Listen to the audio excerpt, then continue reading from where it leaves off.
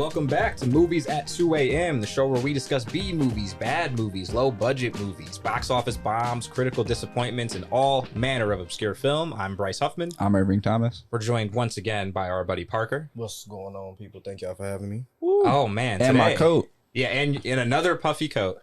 Another puffy coat. Please in don't the die. winter time. I just want to acknowledge that because it's the winter time. Please don't die of heat stroke. Your dad would never forgive me. He probably would. But hey, And today, oh man, we have a classic for y'all. this might be the best film of the season. I'm not gonna lie. Yeah, I mean, it's up there for sure. It's definitely one of my favorites that we've got on the schedule this year. And before we officially introduce this movie, this is continuing the lane of Wayans brothers influenced and starred in and wrote movies that we started with Blank Man last week. And today, it's 1988's I'm Gonna Get You, Sucka. Keenen Ivory Wayans, the Legend. Wayans tribe. Yeah, I so when we did Blank Man, I looked up the order of the Wayans kids because I could never remember the order of them. Isn't it Keenen then Damon and then? There's Dwayne's the oldest. Yeah. but, but he doesn't. act. He doesn't act in. Yeah, he's not. Yeah, in it. he's done. He does like a little bit of like music on film, and he's like written before, but he's never wow. like acted before. So Keenan's the one that he's the oldest of the Wayans brothers that all of us would know. Okay. Then Damon. Then there's some sisters. Mm-hmm. Kim. Yeah, there's Deidre, Kim, Elvira, Nadia. Oh, okay. Yeah, there's a lot of these. There's a lot of them. Their parents were fucking. Yeah, bro, there's 10 kids. I mean, yeah. I mean, yeah. That's insane. Yeah. But that's a different topic. I don't even want to get in. Yes, but I'm going to get you, Sucka. I'm going to read the IMDb synopsis. Also, spoiler warning, if you haven't seen it, it's a great film. You should go watch it right away. I believe it's on HBO or Amazon Prime. HBO Max. HBO Max. Yeah, I'm about to say, I knew I saw it on one of the streaming services earlier this week. But the IMDb synopsis doesn't really do this movie justice, but it is like the simplest way you could describe this movie. In this parody of Blaxploitation movies, a black hero wannabe reunites former black heroes from the 70s to help him get revenge on Mr. Big. That's good. I like that. It's like it is the bare bones version of the synopsis. It's straight to the point, but if you heard it, if someone just read me the synopsis and I had no context whatsoever, I'd be like, oh, that's kind of boring. Yeah, and I feel like the crazy thing is when you're like, it's a Blaxploitation parody. Yeah, I feel like when I saw the synopsis, I had watched the movie so many times over the years that like This is his directorial debut. Yeah, it is. Okay. Oh, wow. Okay, Yeah. wow. Mm-hmm. Wow. Yeah, this way is to go for the gusto and get it the first time around. Yeah, I mean, this is like his I want to say it's like his second film like that he's in. That's crazy. Yeah, he met Robert Townsend when they were doing comedy in New York, and then they went out to LA. Goats. For real, man, for real. So I feel like just with where the entertainment industry is today, Keenen Ivory Wayans doesn't really get his just due. Like from definitely our generation, like the back end of our generation and older, yes, but like kids don't know about Keenen Ivory People Wayans. might not even, kids these days might not even know who Keenen In Ivory Living Wayans Color, is. I feel like A isn't like people don't really Yeah. talk lot of about people it. probably don't even know who Damon It's not- is in this day and age. Is it syndicated still? Is it still on television? I don't think so. No, it is. It's on ooh, what channel is that? I was just at my People don't parents' have house. cable. People don't know Yeah. about Keenen Ivory Wayans, and let's give him his flowers. JJ, can we get a round of applause for Keenen Ivory Wayans? Cash Money Records. Hey, whoa, okay, hey, we in the Crazy club with it. There we go. I forgot where I was at. I was like, ooh, He's on a bottle Friday night. service. Yeah, I mean, Keenen Ivory Wayans. Before we get into like the movie more, I gotta gush about this guy because he really ushered in like a whole era of my comedy heroes. Yeah. I mean, without him, obviously, you don't get all the great stuff that the Wayans brothers as a whole did. You don't get a lot of the great people from In Living Color. I mean, that show had some mega stars on it. You know, like a And young J-Lo. It had mega stars, and then there's J-Lo. Yeah, I didn't want to throw that out there. I mean, Jamie Foxx was on In Living Color. Tommy Davidson, David Allen Greer. Obviously, Everyone's favorite white guy, Jim Carrey, got his start. Jim Carrey was on that. He's not everyone's favorite white guy anymore. Yeah, not anymore. Now he's Canadian. It's like he I don't know if he still has his card. Yeah, but there's a Rosie lot of Perez. Yeah, a lot of very famous, very funny people got their start there. I mean, that was Fox's. It was like their answer to SNL before Mad TV. Much better than SNL in my opinion. And I love SNL. Don't get me wrong, but it was focused. It's different seeing representation and like diverse casting. Yeah, it goes a long way to see people making jokes that are specifically targeted for you. What I really appreciate about it the most is like how inspiring it is to see someone that looks like you doing what you want to do. Like when we talk about like what we want to achieve in the future with media production and screenwriting and producing, I look to the Wayans family and I'm just like they're royalty. Yeah, they did it. Like they did it 10 times over. Yeah. And they put everyone on. Yo, this is and I'm gonna get you Sucka. 6 members of the Wayans family are in this movie, which I believe is the most of any of their films. Yeah. More likely, okay. Yeah. Wow. Yeah, I think Don't Be a Menace has 4 or 5. Yeah, like this. There's a lot of them in this movie. Don't actually, be a menace while drinking juice in the hood, not the Don't Be a Menace. Yeah. Okay, it's 2 different ones, folks. Great point. Yes, but what is your synopsis for this movie? Okay, we got to do our verses. I kind of prepared for this. I'm gonna lose, but it's fine. No, I think I'm gonna lose this one. I tried my hardest to. You just go. John McClane in Harlem. Do. Oh, for people that are just listening to the podcast, that's what Griselda Gang and New York drill rappers do as their ad libs. So I just do. John McClane in Harlem takes on Mr. Biggs, not to be confused with Under the Sheet. Oh wait, no, it's Between the Sheets. Damn. A coming of age tale. Coming to a theater near you soon. No, please go. I told you I was gonna lose. No, I feel like yes, my support. I dropped off a bag of jerk chicken to JG last time we recorded, so I think I appreciate the love, JG. Yeah, shout out JG. So mine is a decade after the Blaxploitation. You already won. Yours is like an actually formulated sentence, but we'll see. Yeah, okay. A decade after the Blaxploitation genre died out, the Wayans brothers got 90% of working black actors at the time together to poke fun at and pay homage to the genre. Oh, I thought you started speaking a different language. I was like, you definitely won. He did half of it in English and half in Spanish. That would be crazy. This guy is incredible. The second oldest Wayans brother commits to every fake tough guy cliche while fighting a villain every black man knows too well. A rich old white man. I'm gonna get you second. That's good. That was really good, man. That's why do you say that was bad? That was, I feel like my one for Major Pain, the episode we're doing next, is just a lot funnier. Okay. Yeah. But let us know who you think won that. Loser has to drink, allegedly. Yeah, we'll get to that later when we talk about the drinking games for the episode, but it's going to be some struggle days for me and you ahead of us. But this movie made money. Let's talk about it. Yeah, this movie had unlike a lot of films that we have covered in this podcast, this movie did really well. Yeah, it made like way more than its budget. So here's the craziest thing.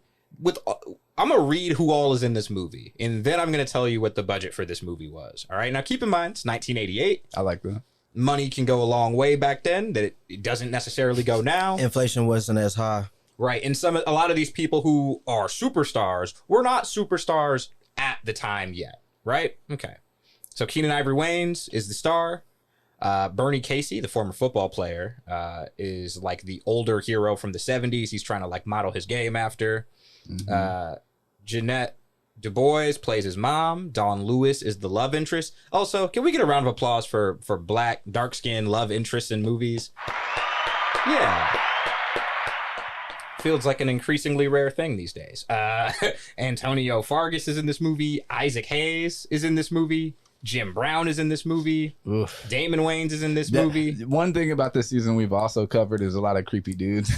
Yeah. Not by choice. They just unfortunately happen to be in these projects. And, Yeah, they just happen to be in involved with a lot of great movies. I forgot Jim Brown was in this and was like, Jim Brown. You know what's hilarious? Every time I watch this movie, when he first comes on screen, I always just think of like Jim Brown from Any Given Sunday because he's playing like a football coach. So I just like imagine him like cursing up a storm, and he doesn't really do that in this movie. But yeah, that's just random. But Kadeem Hardison is in this movie.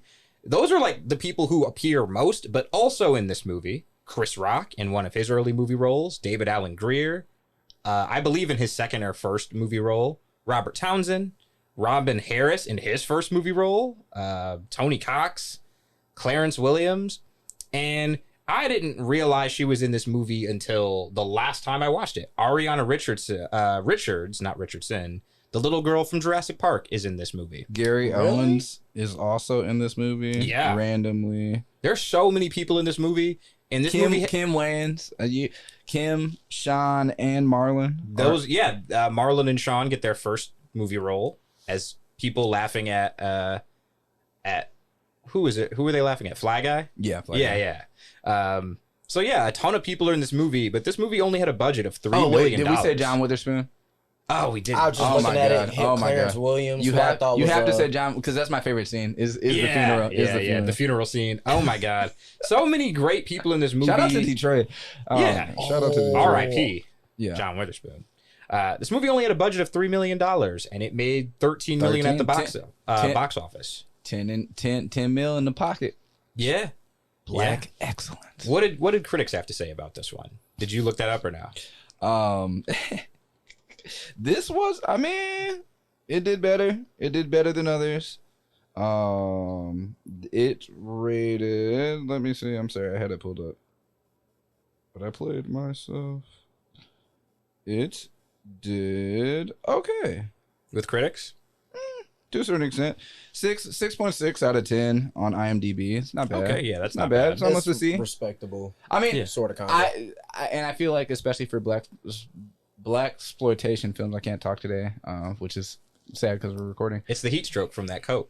Damn it. I knew this would come. I knew this would come. I am wearing another coat, everyone. For the people that watch the video podcast, you will see it. I think it's really fly. But they think it's very warm. I also have a Kango on in the studio, and allegedly it's 85 degrees. So, is that you wiping away sweat from under the hat? That was me scratching my head. But yeah, 6.6 out of 10, I think is really good. And when you're looking at Blaxploitation films, critics can range from all walks of life. So to say almost a C, I think that's pretty good. Especially for a movie like. It's not just a Blaxploitation movie. It's a movie spoofing Blaxploitation movies. Mm-hmm. For it to get that high of a rating is almost a miracle. Yeah. Right? Like, spoof movies do not go over well with critics most of the time. But this one, I mean... It does have a Metascore of 48, though, but... I mean, hey. That's kind of what I was expecting now. It's a movie with a bunch of black folks. I would say it's all literally black folks. Yeah, like a bunch of black folks making jokes that are very specific to black people. And the black plight. Yeah, and it's a movie that's very much of its era. And I mean that not in a bad way. And so just a little tidbit. Me and Irving we had to handle some business this morning, but we were watching the movie on the way here to the studio, recording in the car. In the car. I was holding the phone for him so he could, watch the road and watch the TV and nothing. But we were talking about it, and as we were kind of reviewing it, this was a perfect version of doing something meta, especially like for its time, because just some of the moments in the movie, they make so much fun of themselves in those moments, and I feel like it has a certain authenticity that you don't get in like the meta shit that you get today with technology and the Facebooks and blase. But like you said, it was for black folks of that time, and it's like, yeah, man, that shit is just it's damn near a cult classic. It's perfect. It's perfectly executed. Willie and Leonard played by Kadeem Hardison and Damon Wayans. Are two goons that work for Mr. Biggs. Yeah. And essentially they're pursuing Jack, played by Keenen Ivory Wayans, and what's Don Lewis's character. Don Lewis's I'm character. blanking on it. I'm blanking. No. The love interest. Her I character forgot is her name. I'll get it in a sec. Cheryl. Yeah, Cheryl. But they're pursuing them, and they're shooting with automatic weapons from a rooftop, and they're trying to get to the rooftop to figure out, like, why are you shooting at us, and just track them down to learn more information. And when they're on the street getting shot at, Damon Wayans' character, they shoot a civilian that just happens to be there. There are two civilians, and the woman is being proposed to, and they shoot her. Yeah, they shoot the would-be fiance. The would-be fiance, and oh my god, it's just so funny. Keenen Ivory Wayans is like, oh my god, are they good? It's like, no, he's been shot. It's like, and he's dead. You can't hear the music, and they play dramatic music in the background. Yeah. It's just so meta in the scene. They're in the Kim Wayans has a small role in the film where she's in this club as well, and she's like just being dramatic, like one of the performers at the club. Yeah. And they're asking Keenen Ivory Wayans' character, like, who the hell is this performing? And it's like, oh, it's the director of the club's sister. And it's just so meta. Like, it's so meta. It's so good. It's fantastic, man. Like, what it's going to be really hard trying to pinpoint, like, what are our favorite scenes. Well, at least for me, I can say. Because the entire movie is hilarious. Yeah, and the movie... so this movie came out 2 years before In Living Color went on air, right? So in a lot of ways, this is kind of the precursor to their sketch comedy career. And I would invest in this. Yeah, and like if you watch the movie, it feels like lots of little disjointed vignettes stitched together, but like in a good way. Like it feels like it's a cohesive story. Yeah, it's still a cohesive story. Yeah, like it's cohesive in the sense that like when you put it together, it tells a story, but like you could watch individual scenes from this absent a story, and it's still funny as hell. Yeah, it's hard to do that. So maybe for this we should have done worst scene, but I still don't think I would have been able to come up with anything. Worst scene, because I think this movie is flawless. I mean, yeah, worst scene in a movie like this would be like whatever scene you don't remember, basically. But I remember the entire movie. Yeah, it's like we've seen the movie so many times. It's so opposite to Battlefield Earth, a year 3000. A saga of the year 3000. Oh my goodness. You did not bring up Battlefield. You know what's funny? I did. And I'm sorry, this is a tangent. And I want to get back to talking about how I'm going to get you Sucker. But I have a movie that Evan recommended that we have to talk about on the show. You've seen Bubble Boy. You both have seen Bubble Boy with Jake Gyllenhaal. Have you seen the movie it's based off of with John Travolta? Yeah. The Boy in Plastic? Yeah. I watched it last night. And it is, in fact, one of the creepiest, weirdest, and worst films I've ever seen in my life. So I've been searching for that movie since I was like 11 or 12, and I've never seen it. But I've heard so much about it. It's insane. I've just seen John Travolta was Asian when he was a baby, and then grows into John Travolta in a bubble. White man. I was like, what happened in this bubble? This transracial bubble. This Rachel Dolezal bubble. But no, let's get back to. I'm sorry, I just had a tangent. Oh man, I had to share. So my notes for this movie probably have LOL and LMAO smiley face so many more times than any other script, like any other template for the whole season that we've done so far. Okay. But there are just so many, and there's so many things that you see in this movie that you clearly see more fleshed out in later Wayans Brothers projects. Yeah. Like in Don't Be a Menace, one of my favorite scenes is like the super Hotepi character sells out and marries a white girl, like just a very plain looking white girl. And in this, like you get the original version of that scene, basically. The bean soda is flawless. Yeah, where Kalinga, Clarence Williams' character, played perfectly, by the way, is just like this super old school revolutionary black they guy. got jobs. Yeah, but right, but he ended up marrying this white woman who has braids, and they make, instead of just bean pies, like it's bean insert anything that you'd eat or drink, and then he's got like not mixed kids, like just straight up white kids. And his name is Whitey. His son's name is Whitey. Oh. Yeah, it's just like there's no subtlety, but it's like it's perfectly like lacking subtlety. Like it's just so in your face funny. There was another thing I wanted to mention. Kung Fu Joe.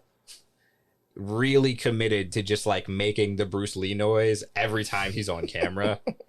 And Irving and Parker have both witnessed me trying to be on camera shooting things. I'm a terrible actor, right? Like it's not my thing. Give yourself more credit, man. Nah, like had I been in this movie in any scenes, that would have kicked you out. That would have kicked you off the set. I would have got kicked off set so fast. I would have been cracking up relentlessly. What out of all the movies that we've covered, another tangent, what set do you think you would have got kicked off the quickest? I want to say Battlefield Earth, a saga the year 2000. I feel like for me it would have been Pootie Tang. I would have got kicked off the fastest. Pootie Tang, you're crazy. Because with Battlefield Earth, and I feel so bad for everyone who hasn't watched that movie yet. It's so bad. Go watch it. Is that the one with John Travolta? Absolutely. Forrest Whitaker? Okay, Yeah, absolutely. Cinema Sins, I've seen some bullshit. Yeah, we tried to show Parker this movie and he refused. I watched it 3 times, but in 3 days. Set boundaries, people. It's a good thing to do sometimes. Yeah, but like, had I been on set for that movie, it's such a big movie that like I could have got lost in the shuffle. Like I could have been an extra laughing at shit that got left in the movie that no one noticed. That makes sense. For a movie like this, where there's a lot of characters, there's not a lot of moments where like there's stuff happening in the background that isn't noticeable. Like so much of the gags and stuff are in the background, right? Like it's stuff that like not Easter eggs necessarily, but like it's stuff that you're gonna notice. So I'd have got kicked off this set. I'd have got kicked off Pootie Tang's set. I'd have got kicked off almost every set for like I would have been off the Blank Man set for sure. How would you have done on Crossover? You know, he would have stayed on set for that one probably. If I had been in the movie when it was actually made, right? I was like 10 or 11 when they filmed it. No, I'm talking about you right now. Hold on. Had I been that age, I would have been fine. I would have just been watching basketball that didn't really look like real basketball, but I would have been fine. That would have kicked you out for hating. That would have kicked me out for hating. Nowadays, had I been on that set, I would have been cracking up instantly. I would have been like, yo, who the fuck is on set? What are these outfits, yo? somebody get Joan River. Fucking costume design. Bro, I would have been kicked off that set so fast. Once Wayne Brady walked into the old train station, it would have been a wrap for me, bro. Oh my God. Speaking of which, yes, KRS-One. I always forget that KRS-One is in this movie. Which part? He shows up at the end. Him and I'm blanking on the DJ's name from Boogie Down Productions, but they do his theme song at the end. Do you think we could get him for an interview? KRS-One about real hip hop? Because it don't stop. Oh. That's a slight inside joke, but if you've ever listened to KRS-One talk about hip hop, you'll get it. Yeah. But yeah, man, there's a lot. Shout out to the Bronx. There's the a lot birthplace of hip hop. Yeah, bro. There's a lot of people in this movie. So I wanted to get into the best performances. Yeah. Who did you have? Why don't you go first? That shit is hard because like, as a spoof, everybody brings their air game. Like, I'm not joking. I really do think this is some of the best acting that you can see, especially like in a comedy movie. Off the top of my head, Keenen might have to truly be it though, because he just truly embodied the fake masochism of being the most manliest man, while also navigating, the depths of his people and trying to fight the crime on the street. I gotta go with Keenen. I think I'd have to go with Keenen. You're going Keenen? Yeah, I gotta go Keenen. How about you, Irving? I'm going with Jeanette Dubois. Yo, his mom. His mom is hilarious. His mom crushed it. So like one of the bits in the movie is he's supposed to learn how to become a hero. Basically, we didn't really discuss like what the premise was. Yeah, it's because there's just so much in this movie that it's like, but just like the very basic premise. Basically, his brother is this movie starts off in any ghetto USA. Literally is what what the town is called, and his brother's he joins basically a gang or organized crime group. Yeah. And instead of the crack epidemic that is There's a destroying the neighborhood, it's people wearing gold chains. Yeah. And one of the best things is like everyone repeats, man, how do you go to the bathroom with all these gold chains on? Like 4 or 5 different characters say that at some point in the movie, and it's always hilarious. So his brother gets into debt with Mr. Biggs and Mr. Biggs' henchmen and owes them $5,000. So they kill him. And the story starts out with a funeral, which is my favorite scene I'll talk about later. And then the henchmen, Mr. Biggs' henchmen, played by Damon Wayans and Kadeem Hardison, come to collect what they owe because his brother owes Mr. Biggs money, but because he's dead, they go to the family to collect. They go to the family to collect the $5,000. So the mom beats.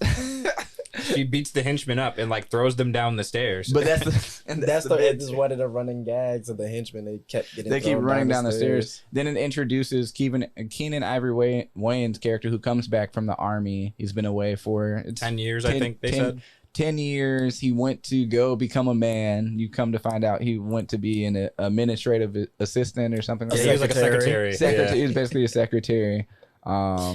And he comes back to seek revenge and protect his family. So yeah, it's a simple setup, very similar to a lot of Blaxploitation movies. You know, you have this supposedly heroic figure coming back after a long time to try to save his family and or neighborhood from whatever rich white man is threatening it at the time. Gentrification. They displaced my people. Yeah, man, it's. Who's your best performance? You didn't answer. I want to know. Oh, mine's for sure John Vernon as Mr. Big. Because John Vernon is like a really... Just because it's not Black History Month anymore. No, I'm fucking with you.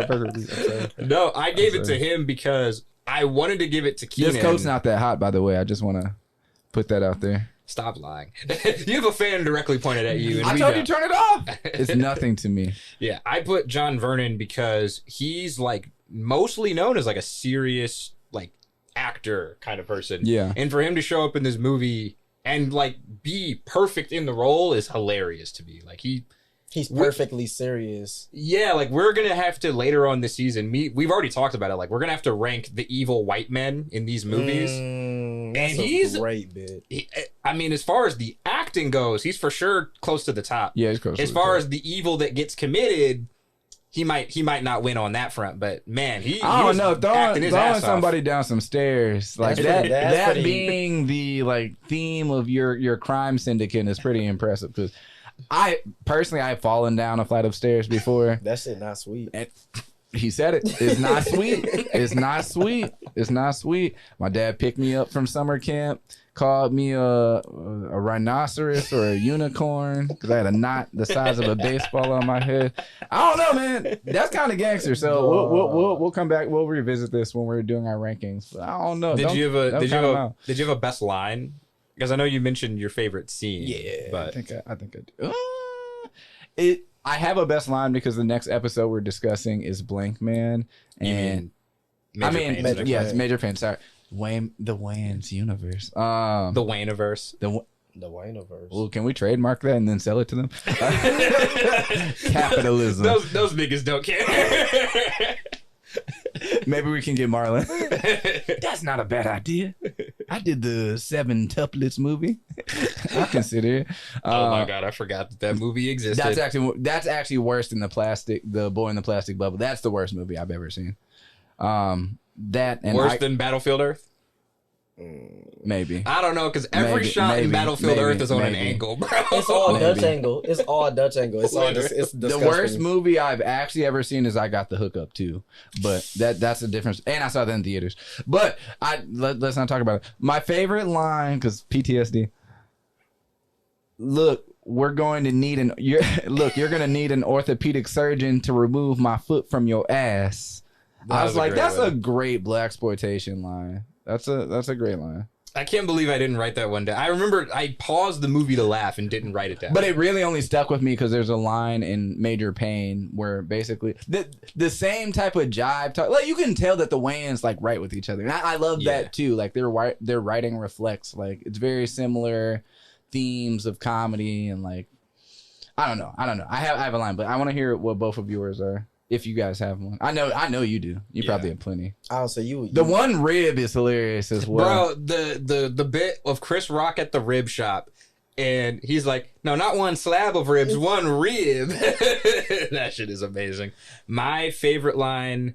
What? You thought I was above playing an exploitation villain? That's great, bro. And then they like rattle off like serious actors who ended up in Blaxploitation movies. Like to me. Like, I was like, this is peak meta. Like, this is what This is what he said. Right, like, this is what everyone who's ever tried to make a meta screenplay or movie or TV show episode, this is how to do it. This is what you aim for. Yeah. This is literally the bar, and this is why this should be considered as a classic, especially in that regard. So it's for sure a cult classic. I feel like among black people, it's a classic for sure. Yeah, like, but among us, it's a classic. But, like, this should be a film, like, yes, white people, you too. This should be a film classic, something that y'all watch and study, and you're able to enjoy it for what it is, but then sit back and truly appreciate what went into it with the writing and the acting and the story and the storytelling more so. Like, I don't know if that's okay though, because that might be unintentionally racist. Because repeating this film, seeing a bunch of white people like quote jive to me would actually probably drive me crazy. Okay, so I didn't say repeat the jive, just What's your favorite scene? Those jive turkey suckers. Or what if I was gonna say it was one of the they quoted one of the whitey my god. See, it could work out. It could work out. It could work There's out. opportunity there. Did you have a favorite line? Nothing in particular. I can't think of personally anything off the top of my head. Probably honestly at the end, I can't remember exactly how it goes, but when they complete the mission, I don't remember who says it exactly. It's one of the older black guys. They say, "I'm gonna get you, sucker." They just say the tagline of the movie. Or no, he's like, "I got you, sucker." That's what it is. And so they told you they was gonna get you, and he got you. He got you. Meta. Mission accomplished. That was their version of the A-Team. Don't you love it when a plan comes together? I'm telling you, man. I'm telling you. Side note, I also think this movie is the inspiration for, as Irving referred John to McClane. earlier. I think this movie is an inspiration for Die Hard. It's John McClane in Harlem. Didn't Die Hard come out in 88 though? I can't remember. We got to use the internet to look this up. Go ahead. I'm looking too. Die Hard came out in 88. Oh, really? Yeah, it came out the same year. It came out in summer of 88. Okay, and then when did this come out? December of 88. Oh, shit. Okay. Well, they could have stole the idea. Yeah, I mean, possibly. Who knows? Yeah, I mean, an intern got fired. These I don't even want to say. These jive talking people are working on this. This is brilliant. We have this new guy named Bruce Willis. Yo, I would love to write a sketch about someone stealing the plot for "I'm Gonna Get You, Sucka" and turning it into Die Hard. They're like, you know how we're gonna really change it up? We're gonna set it around Christmas. That would But this movie has a July release. Shh. Shut up. Christmas in July. Everybody knows Die Hard is a Christmas movie too. Whoever, if you stand on the other side of that debate, like, I respect your opinion, but you're wrong. What if I want to stand on the other side? Then you're wrong. Just to be a contrarian. I mean, you're already wearing a puffy coat in this 80-degree room. I'm not hot. Let's take a poll. Am I hot? What do you think? Yes, no. Evan would be the one person to say yes, and then me and Parker would be like, we don't need a poll. No, we can see. She keeps it real. She'd be like, he's an on idiot. our side. More than likely. Yeah, that yes bar would be like at 70-something%. I got a few folks out here that believe me. I ain't hot. All right. So what are we thinking for the drinking game? We didn't even do best scenes. You're all over the place. I did. I asked you your favorite scene, and then I already knew it was the funeral. You didn't let me talk about the funeral. When Jack's brother Junebug dies at the beginning of the movie, they have a funeral for him, and what would the official title of the eulogist? I think eulogist. Okay, is played by John Witherspoon, and he's giving the eulogy, and he says the eulogy, and then gets to the end, and everyone that's at the funeral realizes it's not the funeral for Junebug. Or no, they realize it's Junebug's funeral and not some other guy. Like, wait a minute. It's not so-and-so's funeral. And they're like, no, it's for Junebug. And then everyone except the mom and his wife, Cheryl leaves. his widow. Yeah. Leaves. And then they take their flowers back off the casket. But they ask, like, wait, this is Zoe's funeral? He's like, no, that was at 9 a.m. I love that line. I love the Hood Olympics scene. Hood Olympics is probably my bro, and it starts with the cop shooting the gun. Yeah, and it pointed it at them. They got the dogs chasing after them. And they're like, we want this to be clean. And then they strip the car. Dog. And then I don't know if this is my favorite scene, but I wrote it here just because I figured neither of you would. When Fly Guy does his poem, "My bitch better have my money." The platform shoes breaking. Yo, the platform shoes with the fish inside. Yes, dog. Oh my god. Yeah, man. I couldn't pick a favorite, but that was what I wrote down. Oh, I wish I could remember the action scenes at the end because something funny as hell happens. Is it the man, the guy with the bunion on his foot? Oh, no, it wasn't that. I think it was like, unfortunately, when Jim Brown and them like first got on the scene with the guns. And Oh, and he falls and all the guns go. Yeah, bro. Yeah, they ended up killing us. Yes, bro. Yes, no, yes. So there's a scene when they show like a really extended like scene of them getting ready to go into this final battle, and Jim Brown's character, is it Jim Brown or is it Isaac Hayes' character? Isaac Hayes. I think it's Isaac Hayes, who dies, actually. like puts around like 8 different guns in his jacket, and he has like a shotgun at his side, and he like trips and all the guns start going off inside his jacket. Yes, it's hilarious. It's so goofy in the best way. That's for sure my favorite part. Yeah, bro. There's a lot of scenes that could be a favorite that are like good picks for it. Oh, Jesus Christ. Oh man, this movie it's just too much. And then Damon Wayans, I'm just a stan. I'm a stan. His character and Kareem Hardison. Sorry. Yeah, Kareem. Okay, perfect.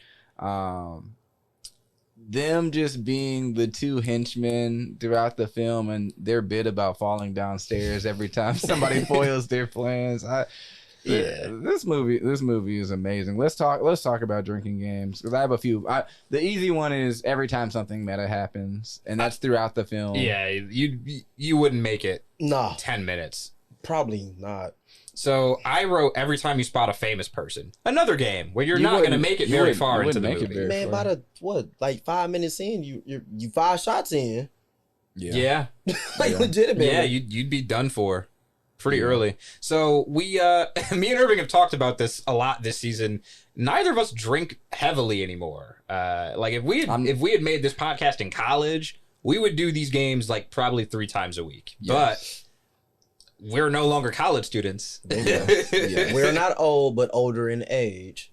We're washed. That's the best way to put it. Like, I've been old washed for years. No, but we are washed. I haven't had malt liquor in Lord knows how long. Malt liquor's been 6 years.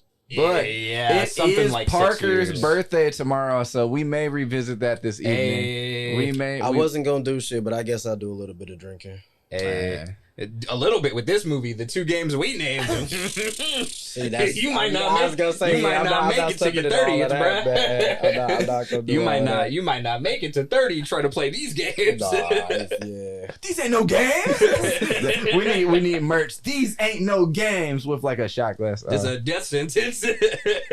That's actually a pretty good idea. Yeah, maybe that's what we do. We do like if you wanted to put someone in a death sentence, what drinking game would it be for a movie? You pick a movie, pick one of the themes for it, and then oh shit. Yeah. You know, one day we're actually gonna have to do one of these drinking games. We've talked about it, and and we're gonna do it with Everclear. Okay. No, when I was in New York, looking for apartments.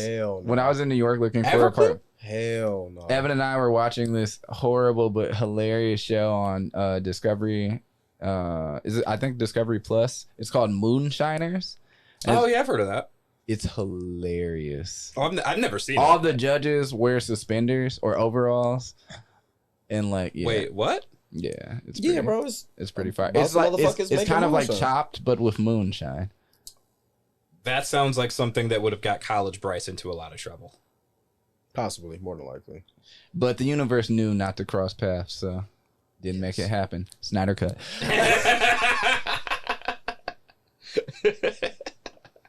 So I wanted to give some additional flowers. I already mentioned him, but Steve James as Kung Fu Joe, he really like committed to all the Bruce Lee isms in his performance, and he's not on screen a ton, but like I said earlier, like if I was on set and him just doing the little Bruce Lee noise, I would have been laughing my ass off. And this movie came out like 3 years after The Last Dragon. Yeah.